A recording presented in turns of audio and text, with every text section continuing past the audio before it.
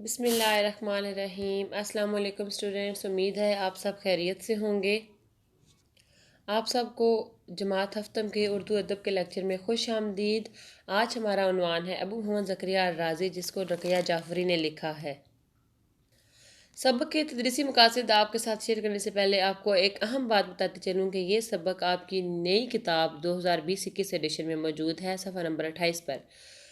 جن بچوں کے پاس پرانی کتاب موجود ہے شاید اس میں یہ سبق نہ ہو، اس لیے ضروری ہے کہ آپ لوگ نیو ایڈیشن والی کتاب خرید لیں، کیونکہ کچھ ایسے اسباق ہیں جو اس ایڈیشن میں شامل کیے گئے ہیں اور کچھ پرانے اسباق کو ایڈیشن سے نکال دیا گیا ہے، اس لیے آپ کے پاس 2020-21 ایڈیشن والی کتاب ہونا بہت ضروری ہے۔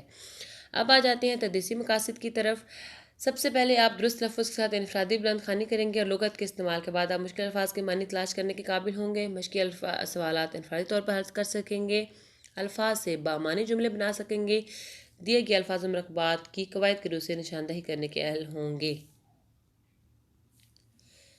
جی بیٹا، سبق کی بلند خوانی سے پہلے آپ کو بتا دوں کہ اس سبق میں کچھ ایسے الفاظ ہیں جن سے آپ شاید پہلے سے شناسہ نہ ہوں یا آپ نے پہلے نہ پڑھے ہوں، تو اس کے بارے میں آپ کو ساتھ ساتھ بتاتی رہوں گی۔ سبق کا خلاصہ آپ کو بتا دوں کہ یہ ایک ایسے مسلمان نوجوان طبیب جو ہے وہ نوجوانی کی حالت میں اپنے کھیل کود اور گھومنے پھرنے میں انہوں نے اپنا وقت جو ہے وہ گزارا، اور پھر اچانک ان کو احساس ہوا کہ انہیں اپنا وقت اس طرح سے ضائع نہیں کرنا چاہیے، ان کی زندگی کا کوئی مقصد ہونا چاہیے، تو انہوں نے سونا بنانے کے بارے میں سوچا، لیکن اس کام میں جب کامیابی نہ ہوئی اور اس دوران ان کا جو ہے وہ آنکھوں پہ اثرات کیمیاوی دھوؤں اور اس کی وجہ سے ان کی آنکھیں خراب ہونا شروع ہو گئیں، تو وہ ایک طبیب کے پاس گئے جس نے اپنے علاج کے عوض 500 اشرفیاں طلب کی۔ اس طبیب کے علاج سے ان کی ابو محمد زکریا رازی کی جو ہے وہ صحتیاب ہو گئے، تو انہوں نے طبیب نے ان سے کہا کہ وہ بلا مقصد اپنی جان جو ہے ہلاکت میں نہ ڈالیں اور اپنے ہاتھوں میں کوئی ہنر سیکھیں، اور طبیب کی بات ان کے دل پہ لگی اور انہوں نے اپنے وقت کے ضائع ہونے کا ان کو بہت زیادہ احساس ہوا۔ اس کے بعد وہ اپنے بیوی بچے سب کو چھوڑ کر بغداد نکل گئے، جو کہ ایک تعلیم اور علوم و فنون کا مرکز سمجھا جاتا تھا۔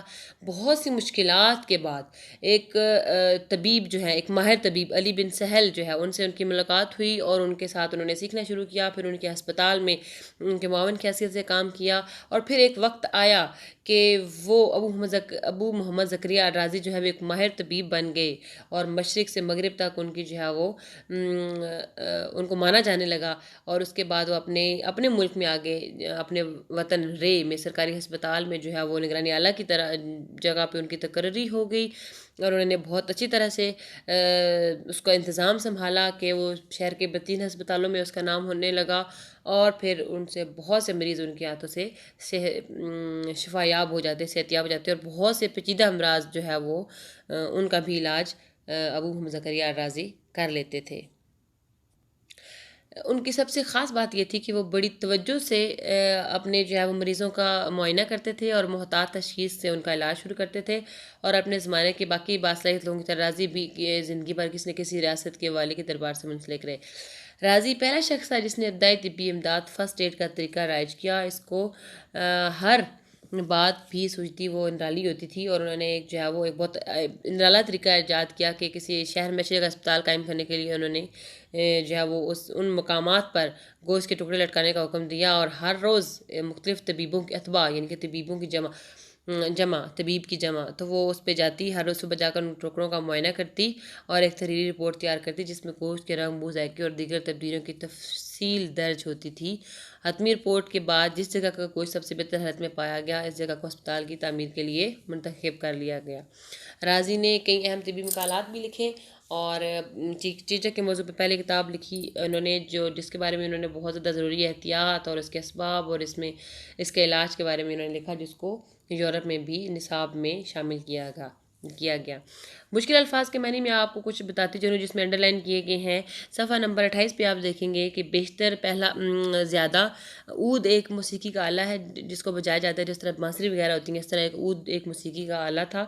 یکایک اچانک اس کے بعد ہے فکر دامن گیر ہوئی، فکر لاحق ہوئی، کیمیا گروں یعنی کہ سونا بنانے والے جو ہیں ان سے، اور دوا فروش، دوائی بیچنے والے، عطر بیچنے والے یعنی کہ خوشبو بیچنے والے، عطر بنانے یا بیچنے والے، اس کے بعد سنگ میل کی حیثیت رکھتا ہے. سنگ کا مطلب ہوتا ہے پتھر، اور سنگ میل یعنی کہ منزل کی طرف راہ دکھانے والا جو ہے وہ، پہلے زمانوں میں آئی تھنک جو ہے وہ ہر میل کے اوپر ایک پتھر جو ہے نشاندہی کے رکھتے جاتا تھا، تو اس کو سنگ میل کہتے تھے. اور یہاں پر سنگ میل کا مراد یہ ہے کہ منزل کی طرف جس نے نشاندہی کی. صفحہ نمبر 29 پر جو ہے طبیب یعنی کہ علاج کرنے والا، ڈاکٹر جسے ہم اپنی زبان میں کہتے ہیں. وقت کے ضیاع کا احساس، ضائع ہونے کا احساس. تشنگان علم یعنی علم کے پیاسے. لمبا، اور منزل کھٹن تھی یعنی کہ مشکل تھی. سفر لمبا تھا، سفر زیادہ تھا، اور منزل جو ہے وہ مشکل تھی. اس کے بعد لیکن طلب صادق تھی یعنی کہ سچی طلب تھی ان کو علم حاصل کرنے کی. حلقہ تدریس، علم حاصل کرنے والوں کا، پڑھنے پڑھانے والوں کا، جو علی بن سہل جو ان کے استاد تھے جن سے انہوں نے ابو محمد زکریا رازی نے سیکھا، ان کا حلقہ تدریس جن لوگوں کو وہ سکھاتے تھے پڑھنے پڑھانے کا جو عمل تھا. اس کے بعد مطالعہ، آپ کو پتہ ہے جو اسٹڈیز پڑھنا. نگران جو رہنما یا ایک ہسپتال کا جو کسی بھی ادارے کا جو جس کو ہم کہتے ہیں جس کے پاس پاور ہوتی ہے جو اس کو. اس کے بعد کلید، اس ہسپتال کا تجربہ راضی کے مستقبل کی کلید تھا، جن کے چابی تھا مستقبل کے لیے. ان کو جو ہے وہ ایک اپنا کلو مل گیا کہ انہوں آگے سے اپنی مستقبل کی زندگی میں انہوں نے کیا کرنا ہے.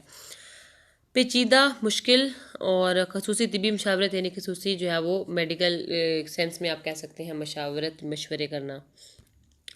صفحہ نمبر 30 پہ جو مشکل الفاظ دیے گئے ہیں، رائج تھا، طریقہ نافذ تھا. محتاط تشخیص یعنی کہ وہ بڑی احتیاط سے جو ہے وہ مرض کی نشاندہی کرتے تھے کہ اس کے بارے میں کیا ہے. اور مجوزہ مقامات، جو مقام تھے کہ ان مقامات پہ ہم کر سکتے ہیں، تو ان اسپتال بنانے کے لیے ان کو جو دیا گیا تھا کہ ان مقامات پہ، تو ان مجوزہ مقامات. اور طبی مقالات، طبی مقالہ یعنی کہ میڈیکل میں آپ کہہ سکتے ہیں انہوں نے مقالات لکھے، تحقیق ٹائپ کچھ لکھی جو اس کے بارے میں. اور اس کے بعد اب آ جاتے ہیں اس کی مشق کی طرف. مشق میں بیٹا آپ نے سب سے پہلے جو ہے راضی کا پورا نام کیا تھا اور وہ کہاں پیدا ہوا، راضی کے ساتھ کون سے 2 واقعات پیش آئے، طبیب نے راضی سے کیا بات کہی، راضی نے بغداد جانے کا فیصلہ کیوں کیا، راضی نے اسپتال کے لیے جگہ کا انتخاب کیسے کیا. یہ سوالات کے جوابات ہیں جو آپ کے پاس نوٹس کی شکل میں موجود ہیں. اس کو آپ نے سب سے پہلے آپ نے الفاظ معنی بک کے آخر میں دے گیا، وہاں سے آپ 10 الفاظ معنی کو اپنی نیٹ کتاب میں، نیٹ کاپی میں خوش خط تحریر کریں گے. اس کے بعد سوالات کے جوابات ہیں، اس کو بھی آپ نے خوش خط تحریر کرنا ہے جو آپ کے پاس نوٹس کی شکل میں موجود ہیں. الفاظ محاورات کو اپنے جملوں میں اس طرح سے استعمال کرنا ہے کہ معنی واضح ہو جائیں. فکر دامن گیر ہونا، فکر لاحق ہونا، چاروں ناچار، مجبوری کی حالت میں، جوہر کلنا، باصلاحیت، سنگ میل، حلقہ کھٹن. ابھی پیچھے آپ کو میں نے الفاظ کے معنی بتا دیے ہیں، اس لیے آپ نے الفاظ کے معنی کو مد نظر رکھتے ہوئے آپ نے ان کو جملوں میں استعمال کرنا ہے. صفحہ نمبر 31 پر بیٹا آپ کے جو سوالات موجود ہیں ان کو آپ نے کتاب کے اوپر ہی حل کرنا ہے. سب سے سوال نمبر 3 ہے کہ مندرجہ ذیل فقرات کے مترادف سبق میں سے تلاش کر کے تحریر کیجیے. اب یہاں پر یہ الفاظ موجود ہیں، ان کے آپ نے انہی جملوں کو آپ نے تلاش کرنا ہے سبق میں. تو آپ نے اس کے بعد جو ہے وہ اس کا لکھنا ہے آپ کی مدد کے لیے، کیونکہ یہ سبق بھی نیا تھا اور اس میں کچھ الفاظ مشکل تھے، اور آپ کی مدد کے لیے میں نے آپ کے لیے حل کر دیے. پہلے 2 مکمل حل کر دیے، اس کے بعد آپ کو الفاظ متعدد بنا دیے، جملہ آپ خود مکمل کریں گے. یہ آپ تمام کام، یہ والا کام آپ کتاب کے اوپر ہی حل کریں گے. کئی دوائیاں بیچنے والے، کئی دوا فروش، علاج کرنے کے بدلے، علاج کرنے کے عوض، جلد ہی تندرست ہو گیا، جلد ہی صحتیاب ہو گیا، سفر طویل تھا، ابتدا میں تو مستقبل کی کنجی تھا، صحتیاب ہو کر واپس جاتے، شفا یاب ہو کر واپس جاتے. یہ آپ کے لیے جو ہے وہ الفاظ متعدد الفاظ لکھ دیے گئے ہیں اور باقی جملے آپ خود مکمل کریں گے. اس کے بعد سوال نمبر 4 مندرجہ ذیل واحد کے جمع اور جمع کے واحد تحریر کیجیے. فکر، افکار، واقعات، طبیب اتباع، باقی آپ 3 خود کریں گے. اس کے بعد الفاظ کے متضاد یعنی کہ الٹ تحریر کرنے ہیں. ضیاع کا مطلب ہے ضائع ہونا، ابھی آپ کو پہلے بھی بتایا.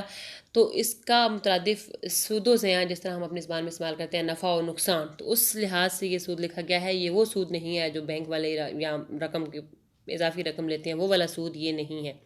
نفع نقصان والا یہ سود و زیاں. کھٹن، سہل، کھٹن کا مطلب ہوتا ہے مشکل، سہل آسان. متضاد لکھنے ہیں، صادق، کاذب. اس کے بعد بہترین، بدترین، تکلیف، آرام، ماہر، اناڑی.